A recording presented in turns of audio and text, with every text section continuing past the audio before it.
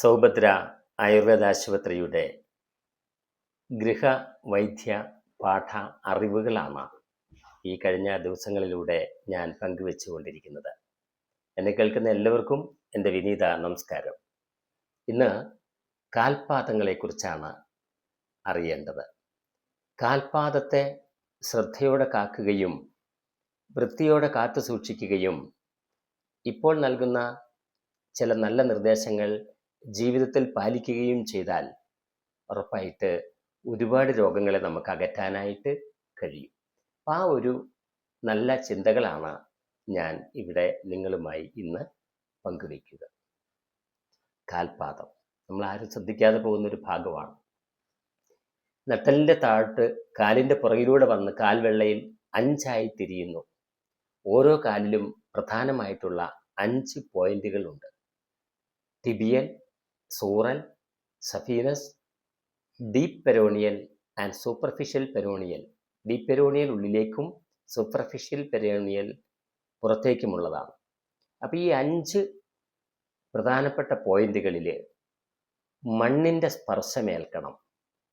അതാണ് നമുക്കില്ലാതെ പോകുന്നത്. നമ്മൾ ഫ്ലാറ്റിലും നമ്മൾ വലിയ പോഷായിട്ടും ആഡംബരപൂർവമൊക്കെ ജീവിക്കുമ്പോഴും നമ്മുടെ ഈ കാലിനെ നാം അവഗണിക്കുകയാണ് ചെയ്യുന്നത്. അപ്പോൾ കാൽപാദത്തെ നമുക്ക് ശ്രദ്ധയോടെ കാക്കണം. കാൽപാദത്തിൻ്റെ ഈ 5 പോയിന്റുകളിൽ മൺതരികൾ സ്പർശിക്കണം. ശരീരത്തെ വേസ്റ്റേജിനെ മണ്ണ് വലിച്ചെടുക്കും.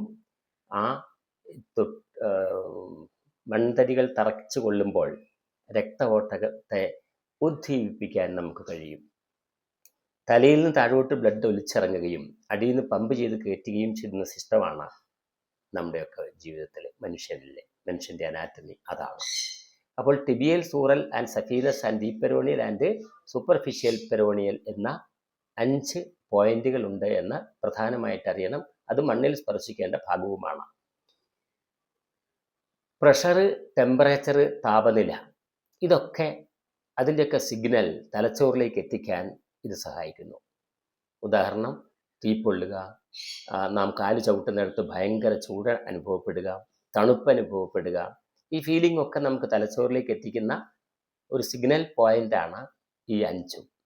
അപ്പോൾ ഈ 5നെ നമ്മൾ വളരെ പ്രധാനമായും കാത്തു സൂക്ഷിക്കണമെന്ന ഒരു നല്ല തിരിച്ചറിവാണ് ഇന്ന് ഈ വീഡിയോ വഴി ഞാൻ നിങ്ങൾക്ക് നൽകുന്നത്. പ്രമേഹം വന്നാലോ?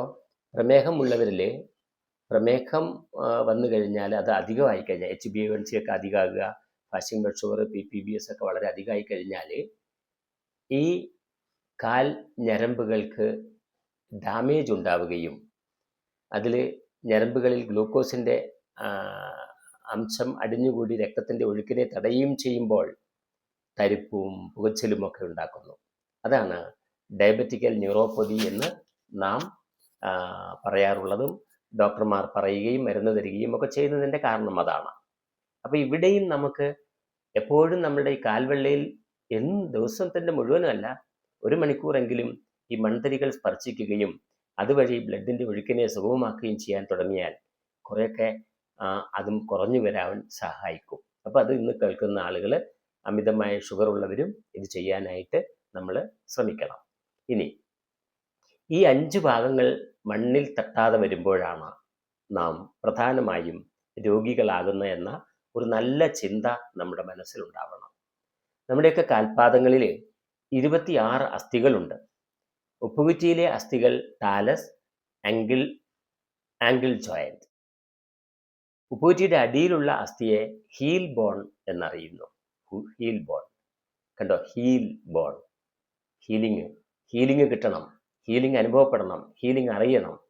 പക്ഷേ നമ്മളുടെ ഈ ഉപ്പുകുറ്റി നിലത്ത് മുട്ടാതെ മൺതരികൾ ഊന്നാതെ നമ്മൾ നടക്കുമ്പോൾ നമ്മുടെയൊക്കെ വീട്ടിൽ ടൈല്, ഗ്രാനൈറ്റ്, മർബോണൈറ്റ് ഒക്കെ ആണല്ലോ. അതിലൊക്കെ നമ്മുടെ സ്പർശിക്കുന്നത് കൊണ്ട് നമുക്ക് ഗുണമില്ല. നമ്മൾ വീട്ടിനകത്തും പുറത്തും ചെരുപ്പാണ് ഉപയോഗിക്കുന്നത്. അതും നമുക്ക് വലിയ ഭവിഷ്യത്തുകൾ ഉണ്ടാക്കുന്നു. ഉപയോഗിച്ചോളൂ, ചെരുപ്പ് ഉപയോഗിക്കണം. കാരണം പണ്ട് ചാണകം വഴിയ തറയിലൊന്നും നമുക്ക് ചെരുപ്പ് വേണ്ടായിരുന്നു. അങ്ങനെ നമ്മൾ അതിൽ ചവിട്ടിയൊക്കെ നടക്കുന്ന കാലമുണ്ടായിരുന്നു. ഇന്നതല്ല. ഇന്ന് ഇത് ഈ തണുപ്പ് തട്ടുമ്പോഴേ വാദം ഒക്കെ പ്രശ്നമുള്ളവരുമുണ്ട്. അപ്പം അതുകൊണ്ട് നമുക്കത് ചെയ്യാൻ പറ്റാതെ വരുന്നു. അപ്പം അതുകൊണ്ട് നമ്മൾ തിരിച്ചറിയുക, ഇത് കാൽ വെള്ള നമ്മുടെ മൺതരികളിൽ ഒന്ന് സ്പർശിക്കണം എന്ന ചിന്തകൾ നമുക്കുണ്ടാകണം. ഇനി നമ്മളെ കാൽപാദങ്ങളിൽ ഞാൻ പറഞ്ഞല്ലോ 26 അസ്ഥികളുണ്ട്. ഉപ്പുകുറ്റിയിലെ അസ്ഥികളിൽ ആംഗിൾ ജോയിന്റിലുള്ളതാണ് ടാലസ്. ഉപ്പുകുറ്റിയുടെ അടിയിലുള്ള അസ്ഥിയെ ഹീൽ ബോൺ എന്ന് പറയുന്നു. ഉപ്പുകുറ്റി മണ്ണിൽ അമരണം രോഗികൾക്ക് ഹീലിംഗ് ഉണ്ടാകുകയുള്ളൂ. മണ്ണിൽ അമർന്നേ പറ്റൂ. അത് മുഴുവനല്ല, 1 മണിക്കൂറെങ്കിലും ദിവസത്തിൻ്റെ മണ്ണിൽ അമരാനായിട്ട് നമ്മൾ സഹായിക്കണം. ചിലപ്പോൾ ഒക്കെ ഉപ്പുകുറ്റിക്ക് തടിപ്പും വേദനയും ഒക്കെ വരും. അതിൻ്റെ പേര് ആ ഉപ്പുകുറ്റിയുടെ മേളിലൊരു കണ്ണയുണ്ട്. ആ കണ്ണയുടെ അസ്ഥിയുടെ പേരാണ് കാൽക്കേനിയസ് ബോൺ. ഈ കാൽക്കേനിയസ് ബോണിന് ചുറ്റും നീർക്കെട്ട് വരാം. ഇപ്പോൾ വൃക്ക കംപ്ലൈൻറ്റ് വരുമ്പോഴും ആ കണ്ണയ്ക്ക് ചുറ്റും കാലിൻ്റെ കുഴക്കടിയിലൊക്കെ നീര് വരാം. അപ്പോൾ ഈ കാൽക്കേനിയസ് ബോണിൻ്റെ ആ ഭാഗങ്ങളിൽ നീർക്കെട്ടും കടുത്ത വേദനയൊക്കെ വരാം. യൂറിക് ആസിഡൊക്കെ കൂടുമ്പോഴൊക്കെ അവിടെയൊക്കെ കടുത്ത വേദനകൾ വരാം. അപ്പോൾ ആ വേദനകൾ വരാതിരിക്കാനായിട്ട് തെങ്ങിൻ്റെ മട്ടലും പഴുത്ത മട്ടലൊക്കെ മുറിച്ചിട്ടിട്ട് ഇത്തിരി കുറുന്തോട്ടിയൊക്കെ പറിച്ചരിഞ്ഞിട്ടിട്ട് വെള്ളം തിളപ്പിച്ച് നല്ല ചുവന്ന കളറാവും. അത് ഇടയ്ക്കൊന്ന് കാൽമുക്കി ചൂട് കൊടുക്കണമൊക്കെ നല്ലതാണ്. കാലിൻ്റെ വെള്ളയിൽ ഒരു നല്ല മസാജ് കൊടുക്കണം, നല്ലതാണ്. ഇപ്പോൾ വലത് കാലിൻ്റെ മുകളിലേക്ക് വെക്കുക, വലത് കൈ കൊണ്ട് മസാജ് ചെയ്യുക. ഇടത് കാലിൻ്റെ മുകളിൽ വെക്കുക, ഇടത് കൈ കൊണ്ട് മസാജ് ചെയ്യുക. അങ്ങനെ മസാജ് ചെയ്യുകയും ജർക്ക് ചെയ്യുന്ന ചില വൈബ്രേറ്റർ ഉണ്ട്, അത് വെച്ചൊന്ന് വൈബ്രേറ്റ് ചെയ്ത് കൊടുക്കണമൊക്കെ വളരെ നല്ലതാണ്. അപ്പോൾ അതൊക്കെ നമ്മൾ ഈ അധികം കുറേ വേദനകളൊക്കെ വരാതിരിക്കാനായിട്ട് നമുക്ക് സഹായിക്കുന്ന ഘടകങ്ങളാണ്. ഇനി കാൽ വെള്ളയ്ക്കുള്ളിൽ 5 ബോണുകളുണ്ട്. നേവിക്കുലർ, കുബോയിഡ് എന്ന 2ഉം 3 ക്യൂണിഫോംസ് എന്ന അസ്ഥികളും. 3 ക്യൂണിഫോംസ് എന്ന അസ്ഥികളുമാണ് കാൽ വെള്ളയ്ക്കുള്ളിലുള്ളത്. അപ്പോൾ ഇതിനൊക്കെ അനക്കം കിട്ടണം. അനങ്ങാതെ നിശ്ചലമായിരിക്കുമ്പോഴാണ് നമുക്കൊക്കെ സാധാരണഗതിയിൽ കാല് മുതൽ തരിപ്പും വേദനയും കടച്ചിലും ഒക്കെ ഉണ്ടാകുകയും മുകളിലേക്ക് വേദന വരികയും ഒക്കെ ചെയ്യുകയും നടക്കാൻ പറ്റാതെ വരികയും ഒക്കെ ചെയ്യുന്ന പ്രയാസങ്ങൾ ഉണ്ടാകുന്നത് അപ്പോഴാണ്. അപ്പോൾ അതുകൊണ്ട്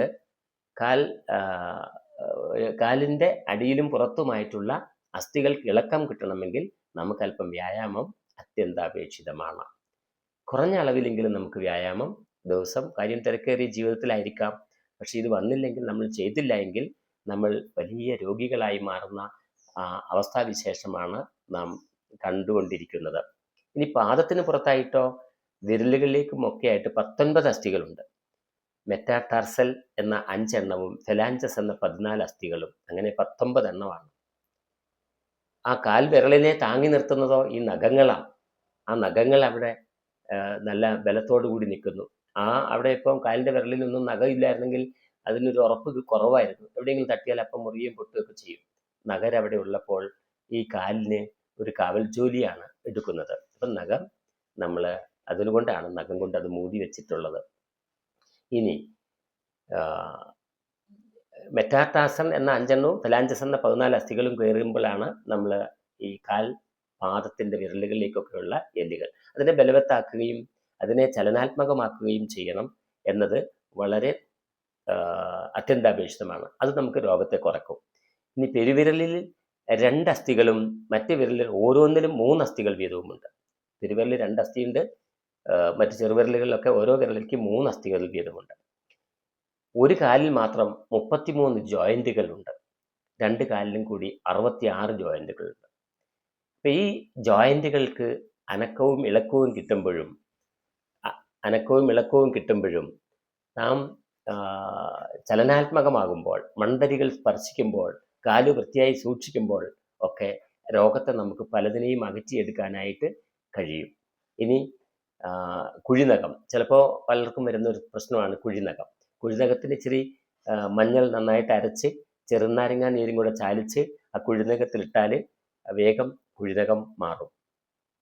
പാദവേദനകൾക്കും കണ്ണയ്ക്കുള്ള വേദനകൾക്കും കാൽപാദത്തിൽ വരുന്ന നീരിനുമൊക്കെ ഈ തെങ്ങിൻ്റെ മട്ടൽ മുറിച്ചിട്ടിട്ട് വെള്ളം തിളപ്പിച്ച് അതിൻ്റെ കൂട്ടത്തിൽ കുറച്ച് കുറുന്തോട്ടിയും കൂടെ അരിഞ്ഞിട്ട് നമുക്ക് വെള്ളം നന്നായി തിളപ്പിച്ച് ചെറു ചൂടോടുകൂടി കാൽ വയ്ക്കുകയും അതിനുശേഷം കഴുകിക്കളയുകയും ചെയ്യാം. നമുക്ക് അതുകൊണ്ട് തന്നെ കഴുകിക്കളയാം.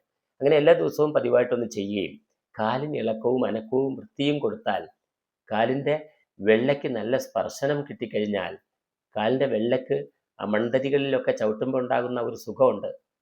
അങ്ങനെ കിട്ടുമ്പോഴാണ് കുറേ രോഗങ്ങളെ ഇല്ലാതാക്കാൻ പറ്റും. നാം മനുഷ്യർ ആഡംബരങ്ങളും ആർഭാടങ്ങളും അഹങ്കാരിയുമായി ജീവിക്കുന്ന മനുഷ്യനാണ്. കാരണം നമുക്ക് കാലിനെയും ശരീരത്തെ ഒന്നും നോക്കേണ്ട ആവശ്യമില്ല. നമ്മുടെ തല വർക്ക് ചെയ്യുക, കുറേ കാശുണ്ടാക്കുക, ജീവിക്കുക, രോഗം വരിക, ആശുപത്രി കിടക്കുക, കുറേ രോഗിയായി തീർന്ന് മറ്റുള്ളവരുടെ പരസഹായത്തോടുകൂടി ജീവിക്കേണ്ട ഗതികേട്ടിലേക്ക് വരുന്ന അവസ്ഥകളിലൊക്കെയാണ് നമ്മൾ ഇന്ന് കണ്ടും കേട്ടും കൊണ്ടിരിക്കുന്നത്. അപ്പം അതുകൊണ്ട് തന്നെ നാം ഒന്നോർക്കുക, ആദ്യം നമ്മുടെ കാൽപാദങ്ങളെ സംരക്ഷിക്കാം, കാൽപാദങ്ങളെ ഇളക്കിയെടുക്കാം, കാലിൻ്റെ വെള്ളയിൽ സ്പർശനം കൊടുക്കാം, ചെറിയ മസാജുകൾ കൊടുക്കാം. അതൊക്കെ നല്ലതാണ്. അങ്ങനെ ജീവിതത്തിൽ കുറേ രോഗങ്ങളെ ഇല്ലാതാക്കാനായിട്ട് നമുക്ക് കഴിയും. അതിന് നിങ്ങൾക്ക് എല്ലാവർക്കും കഴിയട്ടെ എന്ന് ഞാൻ ആശംസിക്കുന്നു. അങ്ങനെ ഇത് ജീവിതത്തിൽ പ്രാവർത്തികമാക്കിക്കൊണ്ട് രോഗമില്ലാത്ത ഒരവസ്ഥയിലേക്ക് നമുക്ക് മാറാം. നന്ദി, നമസ്കാരം.